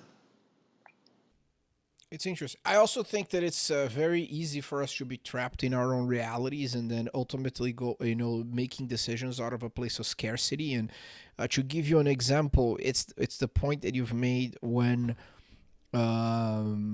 you were just starting out, and and you had your father, doing the software development for the dealership. Like, what's the worst that could happen there? If he fails miserably, he's just going to go back into his own way. Stalking with other founders, in the podcast, and yesterday, we were recording with Rafael from Anycart, and he said, for me, what defines me as a founder is the fact that's like I'm comfortable making a list of everything I am scared of, and always thinking about the worst case scenario. If I fail miserably, what is going to happen? And he said, I always have a roof over my head. I can go back to my parents' house and rebuild my life. Just knowing that, it's and he was certainly not born with money at all. It's a completely self-made guy, and made millions in his first exit, bootstrapping and so forth. So it was interesting, where it's just like kind of like I love that that exercise. Tim Ferriss has a great talk on that. Just like define your fears, because when you do that, it gives you that certainty to go all in and push it all out. And that is an interesting mental and financial leverage that I think investors can bring to the table for startups, which is basically like, hey, here are millions of dollars. We want you to be as committed and take as much risk as possible, right? That's it. And the challenge changes also when, like, we were learning on the fly with this, right? It was everything happening really fast when we actually hit it. So we were learning how to manage a bigger group of people. It was not 20 anymore. It was almost 150. And then apparently there's something about culture that we're supposed to know, like corporate culture, and how do we bring culture, and how do we keep people happy. And then a bigger group of people seem to have different problems than a smaller group of people. So there was burnout, and then there was complaints. There's like all the air conditioners is too cold. Like, goddamn person. Like 1 year ago, the bathroom and the kitchen were pretty much the same room, and that's where we cleaned the dishes. That was months ago, and now the air conditioner is too cold. You know what I mean? Like, it becomes a different company, with more complaints, with more problems, and then we were so used to being the doers that we actually got to do it. Like, it was hard to learn the moment where we actually had to let go and do something different for what was necessary at that moment in time. Like, we were happy to be super busy, but it didn't mean we were busy with the right things at that moment, right? And it was just how we operated, and that's hard to identify. Like, is this the most high value thing I should be doing as the founder of this company? We didn't even think about it. It was just like, man, we got this project. It's huge. We gotta deliver it. Fuck everything else. That's great. Well, I think you start learning about leverage over time, right? And how important it is to just be mindful of your time. And um, for me, the best book on that specifically is, Matt Mockery's The Great CEO from Within. It's a book that I give to every founder I invest in, and it's a great book, right? It just teaches you the basics of like regular management, because I think he knows, as the great coach that he is, that in the end, all we want to do is just live a happy life and get shit done. And then but not everyone is comfortable with that level of chaos, and as you start hiring people have expectations of how an organization is supposed to function, and the dynamics are very different. Well, as long as that's the importance of culture as well, right? When you're scaling the company, because that is the one thing that prevents you from becoming a crazy organization, a dysfunctional group of people. If you have the correct mechanisms in place, so people protect the work and the integrity of the mission, and at the same time, I don't think that companies or startups, like, they should never be democracies. They're just well-run dictatorships. So the China model for company building, in my opinion, works far better than the American model. I am very anti-China in many ways, but I do think that they run a pretty organized country. They get stuff done real quick. Exactly. I might not agree with a bunch of things, but so You know, and then how was the exit process basically? Like, what was the moment in time where, I'd love to, we'd love to learn more about basically kind of like what was that and how did that work out? So we were growing really, really quick, right? And quicker than we could manage, really. And then we were getting attention from many retailers. And this money that was paid to us was being denied to someone else in the other spectrum, right? It was the same budget, right? So companies that would do photography traditionally, big studios, they were getting annoyed by what we were doing in a good way. So this company, at least for this company that acquired us, so Creative Drive, and I'm gonna get to how they decided to actually acquire us, is they are a collective of studios which a big fund started acquiring these founders of all these different studios and grouping them into one big studio that could do everything. So you could do video, you could do post-production, you could do photography, you could do, and they would do all these amazing things. They're a part of Accenture, right? The Creative Drive, the company that bought you guys. At the moment, but not back then. And then they came to us like, look, we want to talk to you guys because we want to talk about acquiring you. And that was through LinkedIn. I think it was Gustavo or our other partner, Rodrigo, that got the message. And they were like, nah, he doesn't want to acquire us. Why would he want to acquire us? Like, let's not waste our time. We got too much to do. Oh, you didn't even believe. You were like, "There's no way." It's just, Just no, just want to learn what we're doing here. Just don't waste my time, right? It was kind of like something like a more polite version of that, the answer. And then they insisted, and then Rodrigo, which lived in the U.S., he was our country manager, kind of, and then he would take the meeting.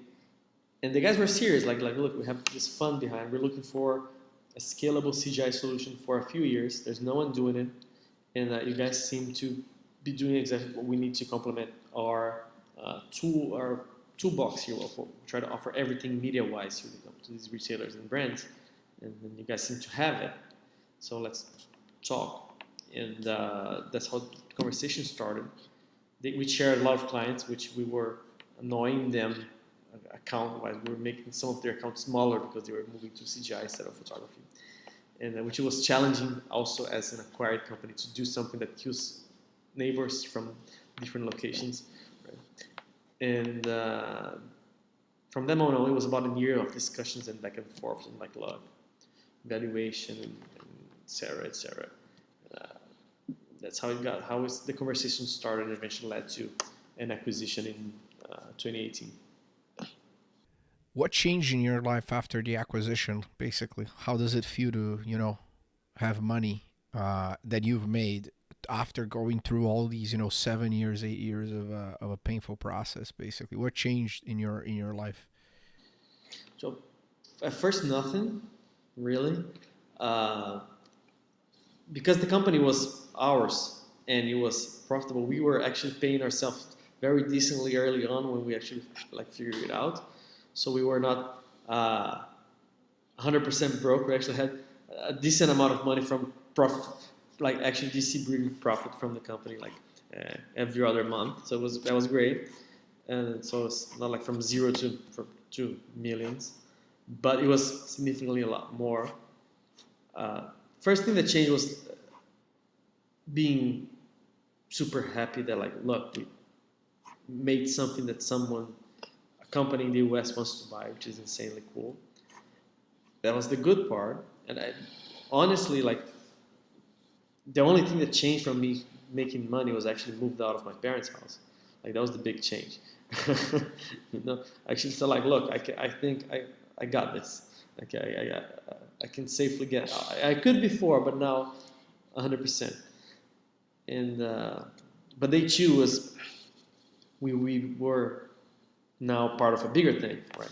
So it was not as big as Accenture or IBM or Microsoft, but it was big enough to be over 100 times as big as us. So we're like, this is scary, and we have to obey different rules now. Like we were very much anarchy, right? We just do whatever the fuck we wanted to. Like we want to invest in this different product, we just do it. And now we have to talk to different people, which led to us being more corporate and more stiff, uh, which led to mistakes, especially in how we would sell, that we wouldn't do again. For example, like when we were, that's something I learned later on whale hunting, right? When you're selling to big companies are risk averse. The bigger they are, the less risk people want to take on. And then the more these people making the decisions are thinking more about themselves than the actual benefit for the company. So they want to look good by making decisions that are less risky. And one part of lowering perception of risk was that people in the table seemed to know what they were talking about, right? And these retailers, they never make their decisions on their own. These tables, they have like maybe 4, 5, 6 people, and it's different people every time. Like maybe we get 3, 4 meetings. First meetings are more junior managers, and they like it, they bring it to their senior managers. Then he likes it in the next meeting with the CEO, and then it's different groups of people that you have to bring. And every time we went there, we went in at least 3 people. It was me, Gustavo, and Daniel. Daniel would be the technical guy that would answer any technology question. And Gustavo would be the more salesy guy. He's more salesy than I am. Like he would promise the world and like make them excited. Like he's more extroverted. And I would be more operational. Like this is how we're gonna do it. This is how we're gonna make it happen. And it was a well-oiled machine. We just knew what each other were gonna say. And then but that trip was expensive, man. That's 3 people, 3 hotel rooms, 3 tickets, 3 everything, right? And when we became part of a bigger company, they're like, nah, one guy. We're like, okay, I can be the hybrid. That's where I became more of a salesperson. I had to study more about how to sell because we would share this responsibility. So nobody was too much of a salesperson, right? And it was just me for almost 2 years, like going to clients and stuff. It was really hard because you sit on the table and there's 5 people on the other side and you're on your own. That makes you look tiny, even if you're not. And like, who am I talking to? Like this one-man show here, like where is everybody? Right?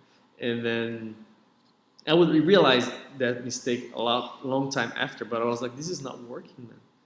This is not working because they would make questions that I wouldn't know how to respond. Like, oh, how is your SLA for this plugin if this thing goes down? Like, how much do you want it to be? I just say whatever you want it, whatever.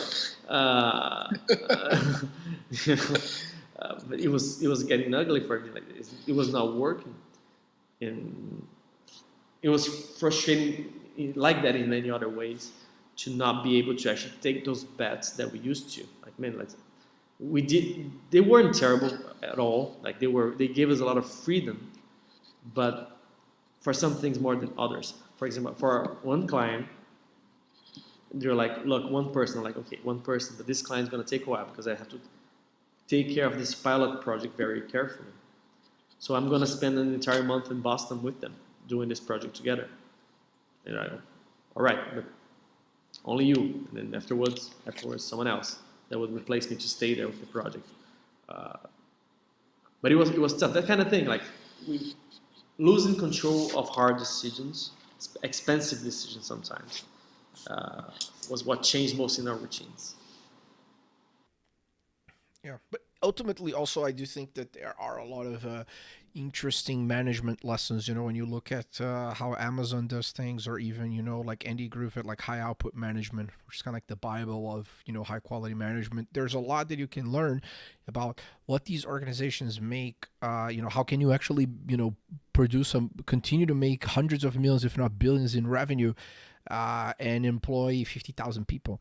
I mean, there are formulas and specific things that are important to know. There might not be the best thing when it comes to being creative and finding like the solutions, like the probability that a retailer or anyone else could actually develop that CGI technology that you guys did, to solve that problem is very low, because it's the combination of like a bunch of rules that are there to preserve order, uh, in which is, I think, very complicated in order for creativity to truly happen, in combination with fear.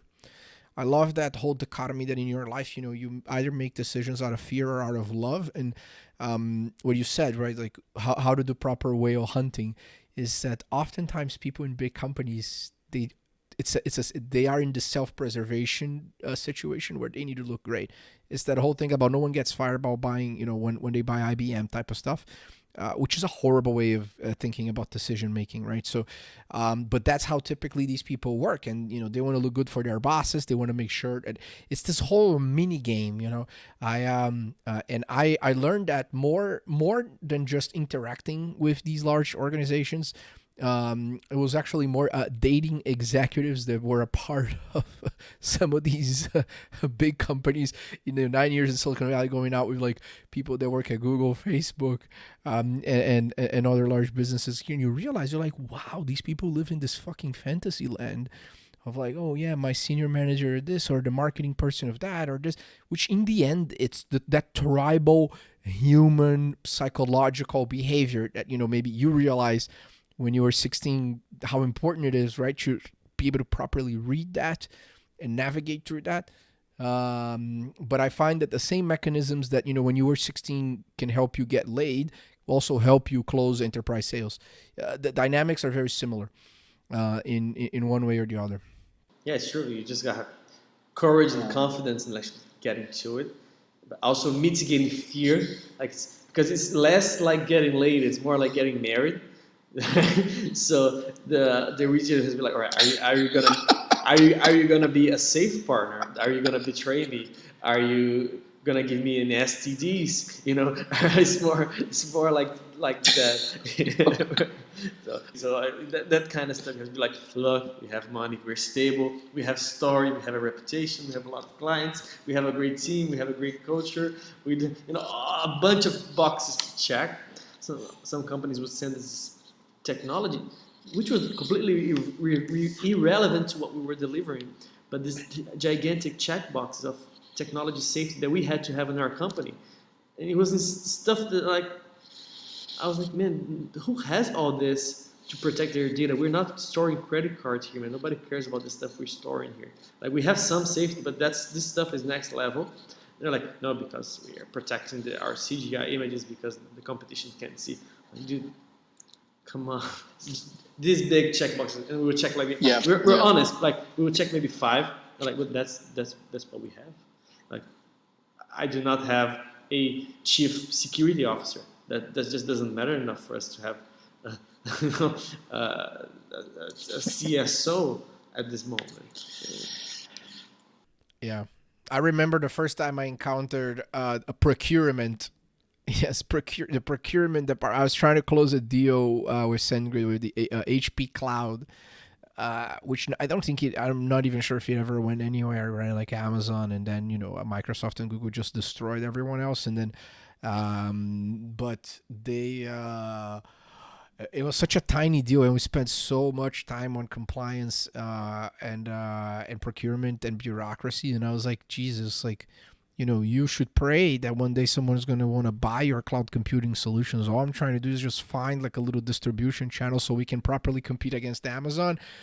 But we're wasting, hours and hours in these like stupid meetings. It's like, what are we doing? It's interesting when you get in touch with that level of bureaucracy. But Paulo, I think I want to congratulate you for your journey. It's very inspirational, and I think certainly checks all the boxes of what I believe makes an inevitable founder, and just that courage and determination and the ability of like thinking big, not being afraid of things, having enough self-awareness of learning all the time, and knowing that potential is unlimited. So I salute you for that. It's very rare to find that. So I really enjoyed our conversation here, and to wrap it up, usually we do a few rapid fire questions in the end, if that works for you. It's been fun. Let's do the quick ones. Curious what they're gonna be. Yeah. Well, the first one is basically, what would be like an ideal morning routine for you? It's like if you can perfectly plan your morning, like how you start your day usually. I'm not very much a morning person. I'm very grumpy in the morning. I'm very much in a bad mood in the morning.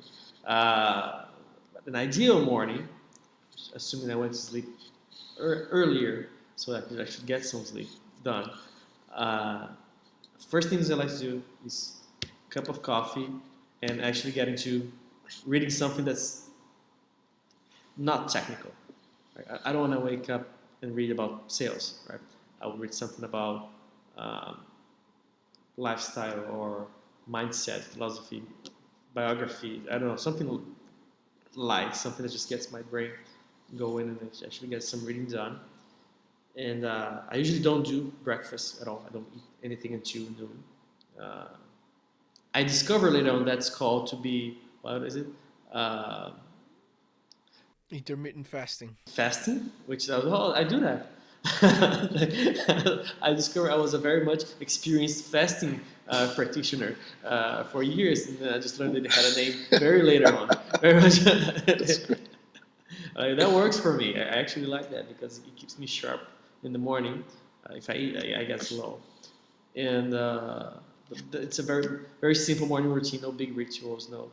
I would sometimes do Wim Hof's breathing method.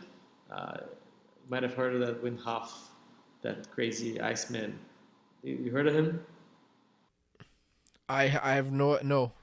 I don't know what that is. It's a cold shower. Yeah. Well, in the simpler terms, yes. But he was basically the guy that broke every possible record about being in cold exposure. He was climbing mountains, cold, icy mountains with his shorts and staying in ice for hours and so on. So, but he basically advocates for breathing exercises and cold exposure. Sometimes I would take a cold shower, not every day. When I'm feeling slow, I'll take a cold shower to get going. And the breathing exercise helps. You know, when you wake up and you think, man, how all these things that I have to do, and you start getting a little anxious. The breathing actually helps me. Like, right, I got this. Let's do one thing at a time. That's great. Yeah. Wonderful. Yeah, it's important to have a mindful practice. Um, is there something recently that you started doing that significantly improved your life? Could be something you bought, could be something that you just recently changed. I like the example for me at least. Like I bought this shower Bluetooth speaker, and it really changed like my life. So I get to listen to music as I'm showering, and it's $15. I appreciate it a lot. Uh-huh. No, I have something. Have something that really helped me or changed. I wouldn't say it changed my life, but it was something I always wanted to do. Something that I had a frustration of not playing any instruments. I'm like, man, a human ought to play something. Right? I had this for a reason in my head. And nobody in my family plays nothing, so I don't know why I had this. But I just had this incomplete thing going, and I'm like, look, I'm not that young. I don't have that long to learn something, and I'm a lazy learner for this kind of thing. So, what is the easiest possible thing I can learn that's actually like lets me play something cool? And I figured it was the ukulele. So I bought a ukulele. It's about I love it. Paulo. You're basically a perfect San Francisco hipster. You do intermittent fasting, cold showers, ice baths, and you play the ukulele. But that was helpful, man. Actually, after Accenture bought Creative Drive, I had more. I left. I could leave, so I had more free time in my hands. So like I'm gonna do this. Nice. Next question would be, what's your biggest fear? My biggest fear. It's a tough one. I think my biggest fear are all health related, which is something that can be out of your control. I'm not afraid of anything that's reasonably within my control, right? Like, look, as you said, if we all go bankrupt, we could just we have the brains to just make it through, right? Just get a job. Worst case scenario. So I don't even see that being a possibility, but it's within my control. I'm scared of health stuff like me. What if I get into an accident, or what if I have cancer or some shit like that? Like that just pops, that kind of stuff that just ruins your life real quick. So health stuff scares me. It seems to happen like overnight all the time, and being out of the control in any possible way besides trying to stay healthy while what we eat and how we sleep and exercising is scary. That's great. The other question is there something that you believe it's true that other people typically disagree with you? That's a famous question from someone, isn't it? Is it from Peter Thiel. Peter Thiel? Yeah, that's. I love that question. Yes, it's a good question. I read that question in his book, and I've been since trying to think an answer that fits me.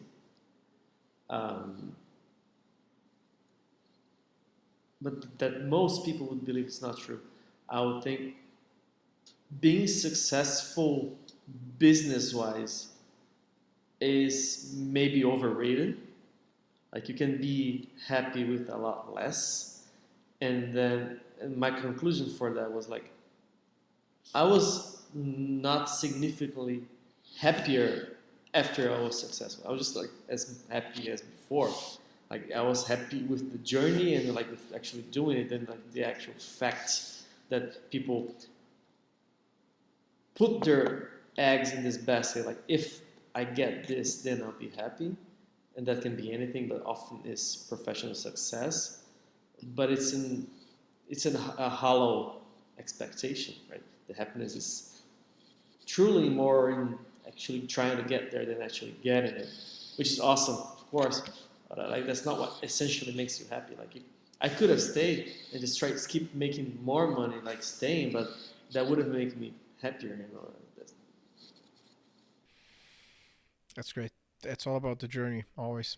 And then the last question is, is there a company that you wish you would have started, and why? Or it doesn't have to be an existing company. It could be just an idea of like, hey, I think I would love to, like, if someone started this, or a company that you admire, basically. One company that was very influential for me, early on, I really liked reading biographies of founders, right? And one of the most impactful ones early on was The Difference Between Larry Ellison and God, which is a fantastic book. It's a great book. I've read that book. I wanted to be like Larry Ellison. Like, this guy is badass. Like, he's kind of a dick, but he's badass. And I love how he did it. Like, I wanted to have fun, or like I wanted to be that guy. He has a lot of negatives. I'll give it to him. All right, but he's a badass. So that's one that, as a dreamer early on, I wish I would have done autocomplete. That's so smart. Just a database that the government uses, and how powerful is that he provides this kind of thing.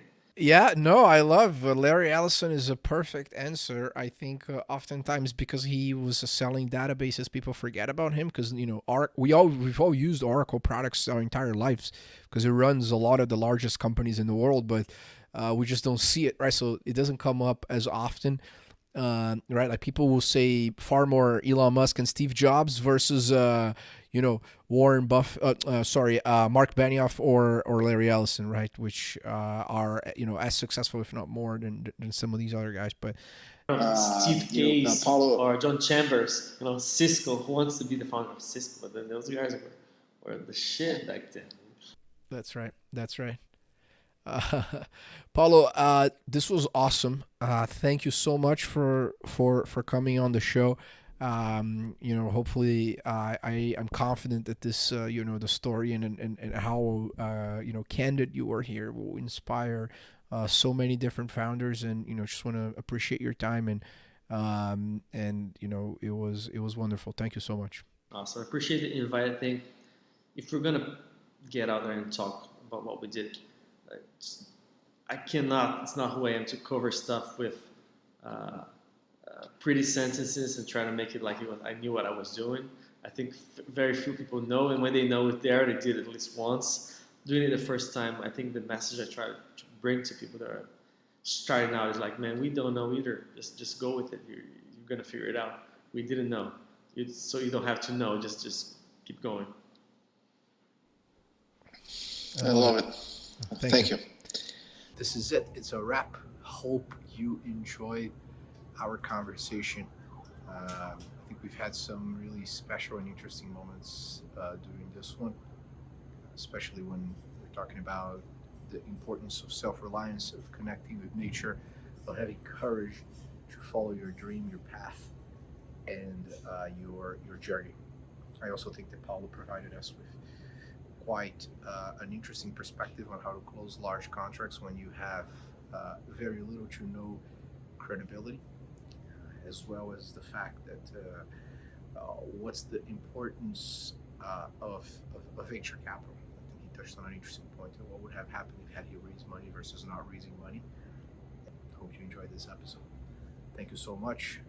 As you know, you can always find all of our episodes on YouTube, Spotify, iTunes, and I'm always talking about them. We're sharing some tidbits of them over social media. Shouldn't be difficult to find us, but as always, we appreciate your attention and time.